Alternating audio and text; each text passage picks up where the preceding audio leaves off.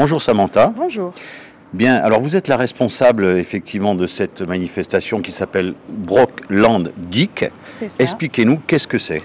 Quel est le concept? Alors le concept de la Brockland Geek, ce sont donc des exposants qui se regroupent et qui proposent de la vente sur le thème du jeu vidéo, de la pop culture, tout ce qui va toucher au manga, au Pokémon et à tous les dérivés de cet univers.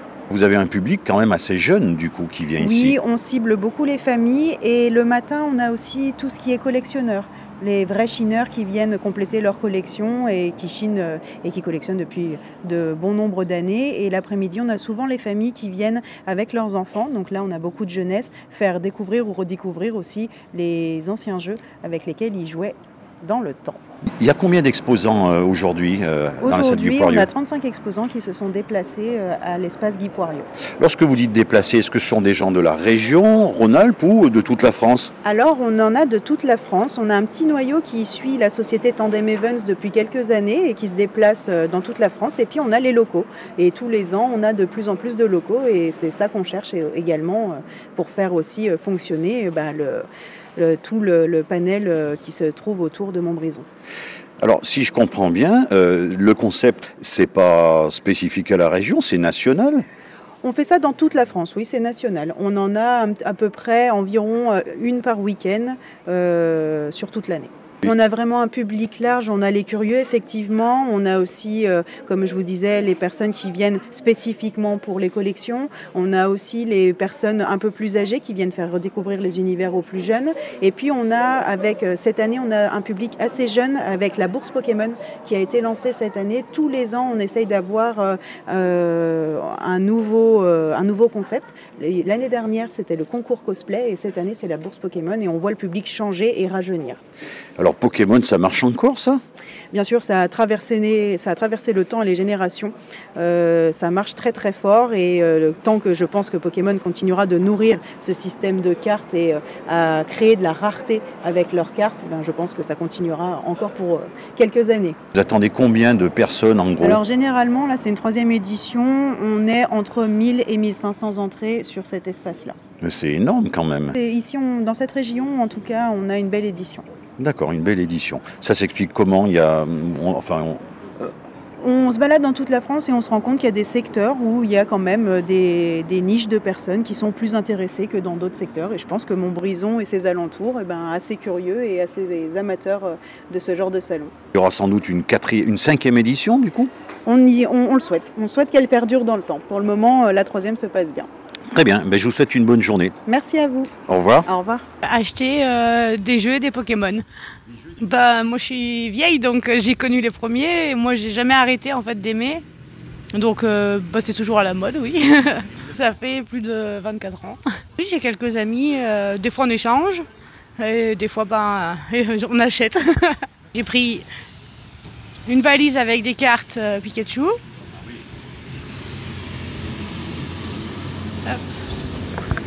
Un coffret, un petit porte-clés,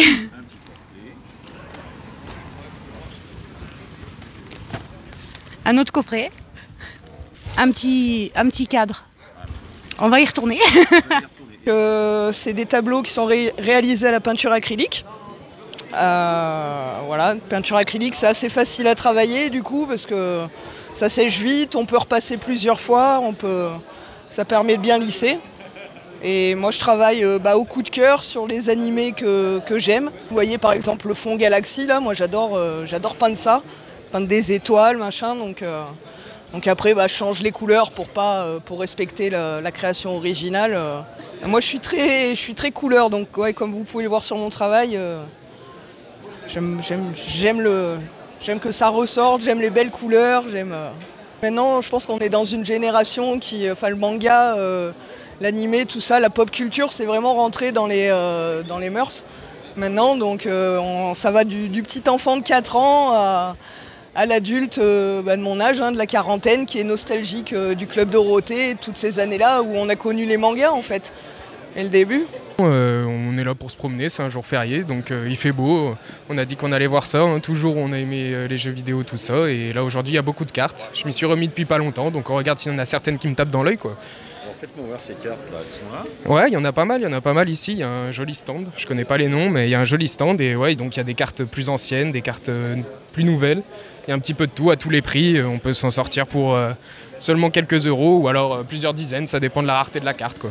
Et vous êtes collectionneur vous-même, vous en avez combien? Ouais, je saurais pas dire, ça fait pas longtemps que je m'y suis remis, ça doit faire depuis le début d'année et je dois avoir pas loin de 1000 cartes maintenant. 1000 cartes, et ça s'échange entre copains? Oui, exactement. Celles qu'on n'a pas eues mais qui sont pas si rares que ça, on peut essayer de l'échanger avec un copain qui a eu un peu plus de chance que nous.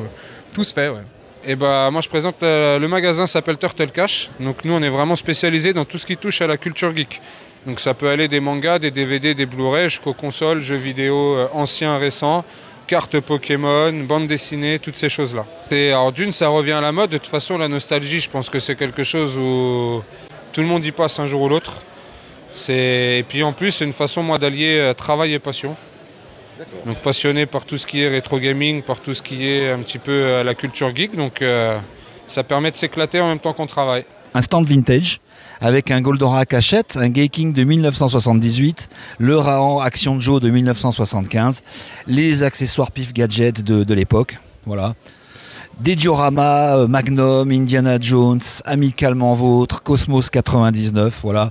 C'est vraiment un petit stand de 2 mètres, mais qui en dit long sur les jouets des années 60, 70, 80, jusqu'à nos jours. On vient de d'Isère, voilà. C'est une activité en parallèle de mon activité de musicien professionnel. Mais j'ai grandi à Saint-Étienne. Entre 74 et 89,